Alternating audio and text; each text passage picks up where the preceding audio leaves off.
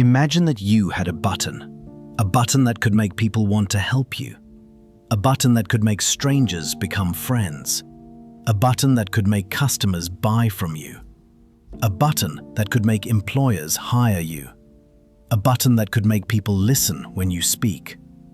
Most people spend their entire lives searching for that button. Dale Carnegie claimed he found it, and according to him, the people who never learn this lesson don't just struggle in business, they walk a lonely road.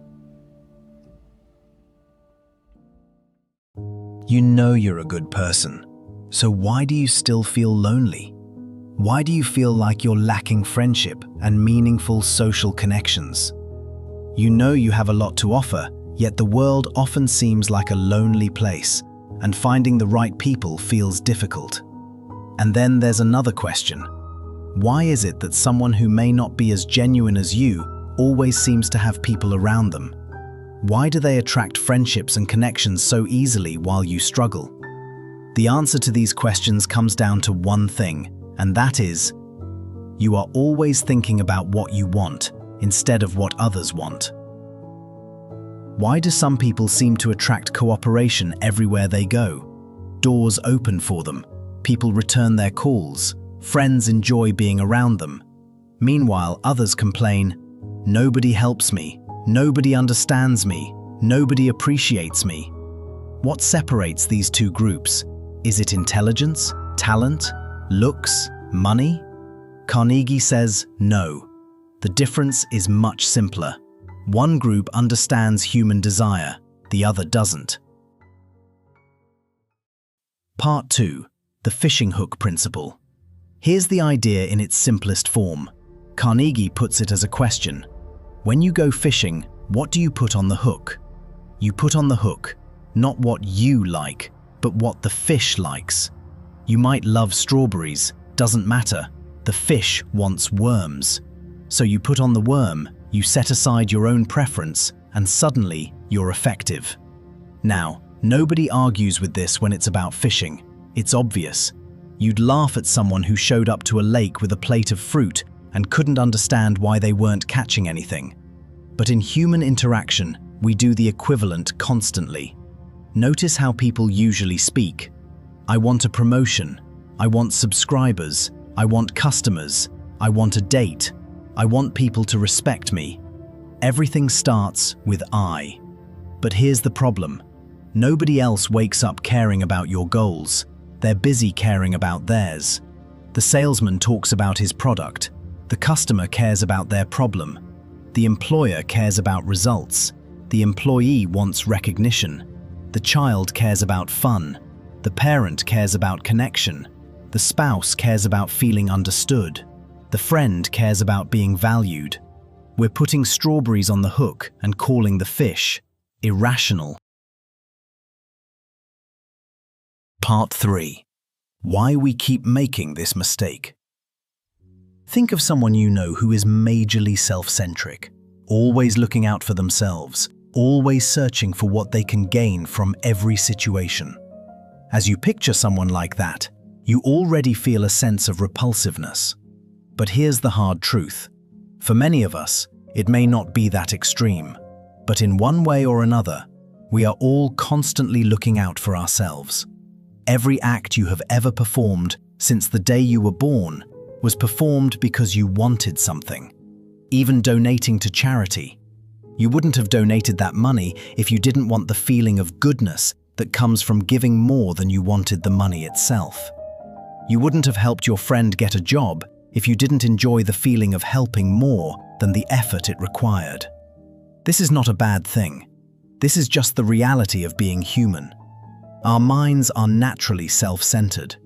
Not in an egotistical way, just literally. You see the world through your eyes.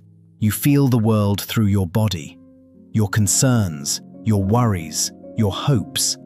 They're vivid and immediate and real to you.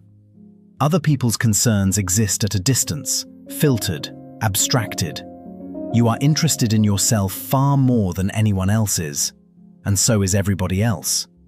The person sitting next to you, the person scrolling Instagram, the billionaire, the cashier, the CEO, the family members, the person you love the most. And understanding this reality is actually the key, because if everyone is always thinking about what they want, then the most effective thing you can do is understand what they want and create a situation where you both get something. Every person you meet is asking one silent question: what's in it for me? Part 4. Why influence actually fails. Most people think influence is about being persuasive. They think if they can just explain themselves clearly enough, find the right words, the right argument, the right moment, the other person will come around. So they get better at talking. They rehearse. They sharpen their pitch.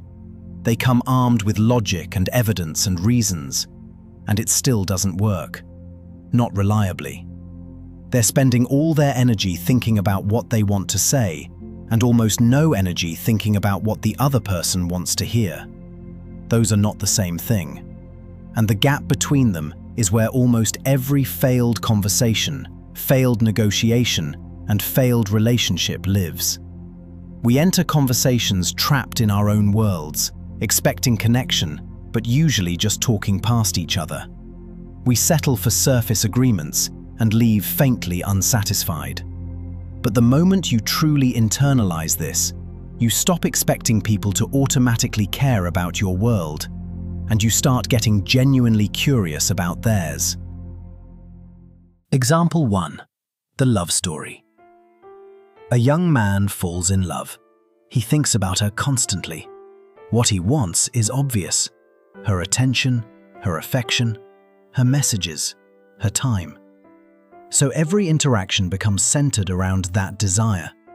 He texts first, texts again, waits anxiously for replies, gets upset when she seems distant, tries harder, buys gifts, compliments her excessively, changes his schedule for her.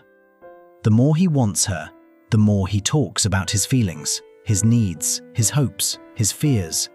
And strangely, she begins pulling away. The harder he tries to get love, the less love he receives. Then, one day, a friend asks him, "Have you spent even 10 minutes wondering what she wants?" The question stuns him, because he hasn't. Not really. He's been thinking about what he wants from her, not what she wants from life, not what makes her excited, not what she fears, not what kind of future she dreams about. So then he changes. Instead of trying to impress her, he becomes curious about her. He listens more, asks questions, remembers details, pays attention. And for the first time, she feels understood. Not pursued, not pressured, understood. The relationship begins to grow naturally, because people aren't attracted to those who desperately want something from them. They're attracted to those who genuinely understand them. Example 2. The friendship story. A man moves to a new city. He knows nobody. Every weekend he feels lonely, so he decides he needs friends. Fast. He attends gatherings, office parties, meetups, sports clubs, and every conversation has the same hidden objective. Will these people like me? Will they invite me again? How can I make friends? He talks about himself, his job, his hobbies, his opinions, his achievements, his stories. And when he gets home, he feels frustrated. Weeks pass, nothing changes. He knows many people, yet has no friends. Then one evening he notices something. There is one person in the group whom everyone likes. He is not the funniest, not the richest, not the most attractive. Yet somehow everyone enjoys being around him. Why? Because that person is doing something different. He asks questions. He remembers names. He remembers birthdays. He asks how the job interview went. He asks how the injured knee is recovering. He remembers details nobody else remembers. When people talk to him, they leave feeling important. Months later, something surprising happens. The lonely newcomer now has genuine friends. Not because he became more interesting, but because he became more interested. And that is a profound difference. Most people walk into a room asking, "How can these people improve my life?" A few walk into a room asking, "How can I improve theirs?" The second group rarely stays lonely for long. Part 5. What people actually want. Now, if the move is to think about what the other person wants, you need to understand what people actually want. Not in a motivational poster sense, but specifically in the kinds of situations where influence actually matters. At the deepest level, Carnegie, drawing on thinkers like John Dewey, points to one desire that sits underneath almost everything else: the desire to feel important, to matter, to be seen and recognized as significant. This sounds almost too simple, but trace it through actual human behavior and you'll see it everywhere. The employee who pushes back on every suggestion, they want to feel like their opinion counts. The customer who complains loudly, they want to feel like they weren't fooled or taken advantage of. The friend who always steers conversations back to themselves, they're hungry to feel interesting, relevant, seen. The manager who micromanages, they want to feel indispensable, in control, necessary. None of this is conscious. People aren't sitting around thinking, "I want to feel important today." But when you look at behavior and ask what would make this make sense, the desire to feel significant answers an enormous amount. Underneath that broad desire, there are more specific wants that vary by person and situation. Most of the time, what a person wants falls into one of a few things. They want to feel respected, like their time, their judgment, and their dignity aren't being dismissed. They want to feel secure, like they're not being asked to take on risk that benefits you more than them. They want to feel understood, like you've actually listened to their position before pushing back on it. They want to feel like the decision is theirs, like they're choosing, not being maneuvered. And sometimes the want is practical and specific. More money, less work, more flexibility, recognition, or help with a problem that's been bothering them. The skill is figuring out which of these is alive in the person in front of you in this specific situation. Part 6. It has to be real. Here is where I want you to slow down, because there's a version of this that doesn't work and actually makes things worse. If you go into a conversation pretending to care about what the other person wants, performing interest as a tactic while you're really just waiting to land your pitch, people feel it. Maybe not immediately, maybe not consciously, but they feel it. Something is off. The empathy feels hollow. The questions feel like setup. And when people feel that, they don't just resist, they distrust. They become more guarded than if you'd just been straightforwardly self-interested. The reason Carnegie's approach works, the reason it's held up for nearly a century, is that it isn't a manipulation technique dressed up in nice language. It's a genuine reorientation. He's not saying, pretend to be interested in the other person so they lower their defenses. He's saying, actually become interested in the other person. Actually try to see things from where they're standing. Actually care about whether what you're asking serves them in some way. When that's real, everything changes. Being genuinely listened to is so rare that when it happens, people open up in ways that make everything easier. So the question to ask yourself before any important conversation is not, how do I appear interested in what they want? The question is, what does this person actually want, and do I actually care about that? If the answer is no, if you genuinely don't care what they want and just want to get your thing, then Carnegie's advice won't save you. You'll apply it as a technique, it'll feel hollow, and it'll backfire. But if you can find the genuine overlap, if you can identify a way that what you're asking truly serves the other person and actually care about that, then you're not manipulating anyone. You're just being a more effective, more thoughtful communicator. Part 7. What this looks like in practice.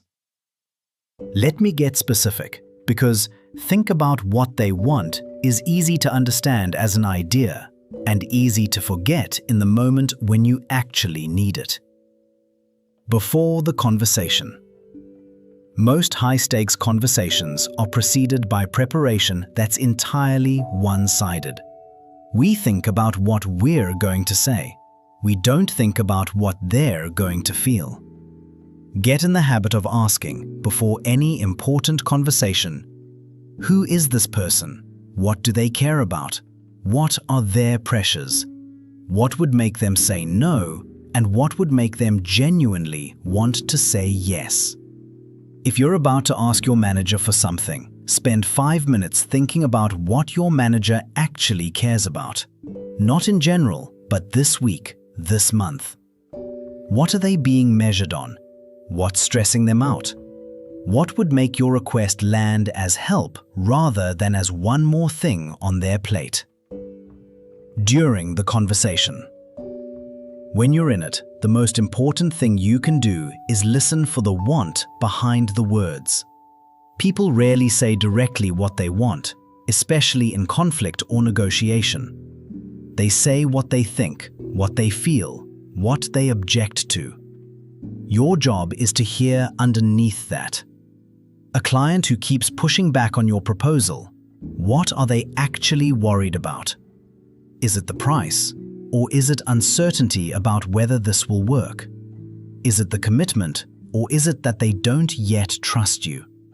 The objection they state is often not the real one. The real one is usually an unmet want. A partner who's upset about something specific. What do they actually need? Usually, it's not a solution to the specific thing. It's to feel like you understand why it bothered them. Once they feel that, they become a completely different person to talk to. When you speak. Before you say what you want to say, run it through one filter. How does this connect to what they care about? Imagine asking your boss for a raise. Most people approach it like this. I need more money. That's what you want. But what does the boss want? The boss wants productivity, reliability, results. The employee who understands this changes the conversation. Instead of, I need more money, they say, here is the value I've created. Now the request is connected to the other person's desires. Same request, but the first one is about you, and the second one is about the problem they need solved. That's the formula. What you want, what they want, where those desires meet. That overlap is where influence happens. That overlap is where friendships happen. That overlap is where people stop walking a lonely road and begin walking together. Part 8.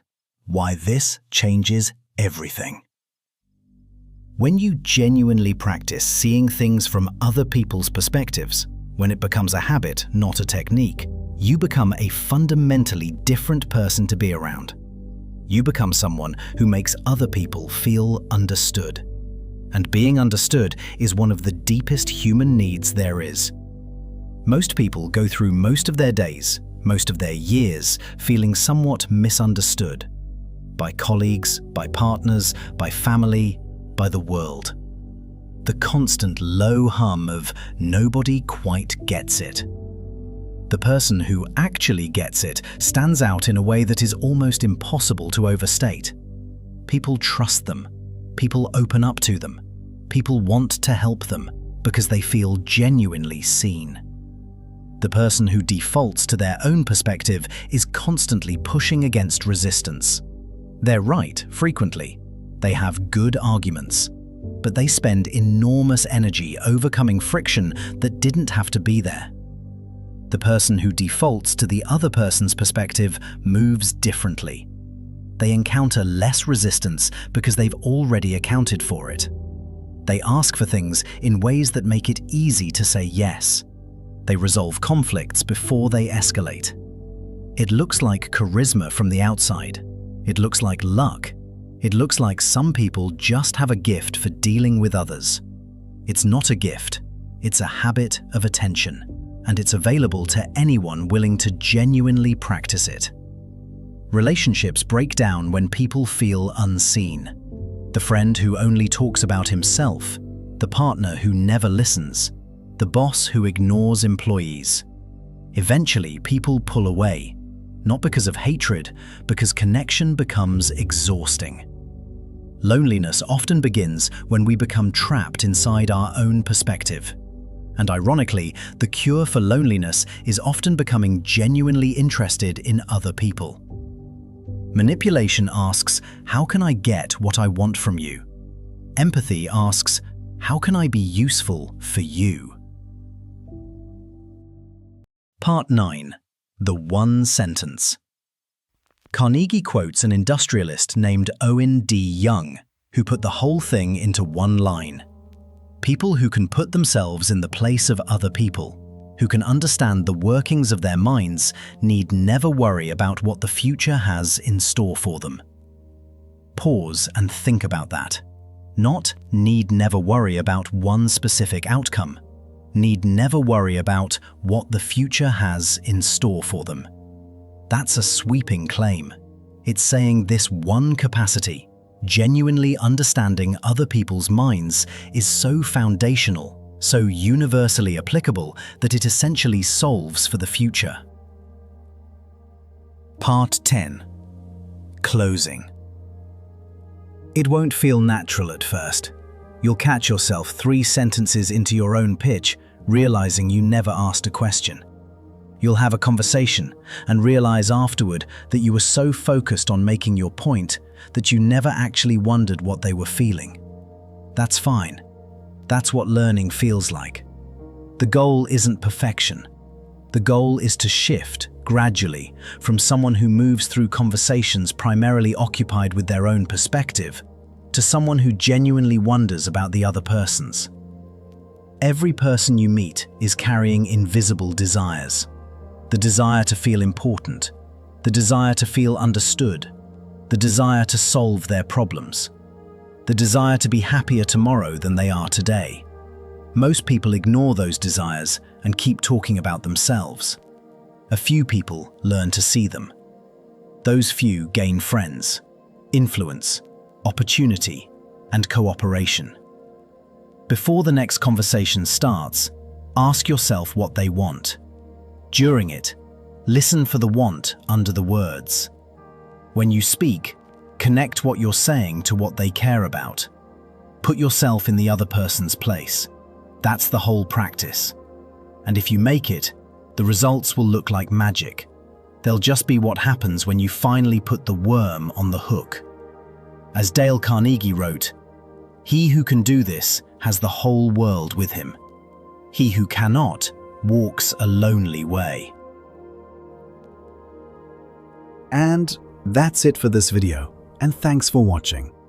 If you found this content helpful, give a like and hit the subscribe button for more. Do comment on what you think or if you have any suggestions, and see you in the next one.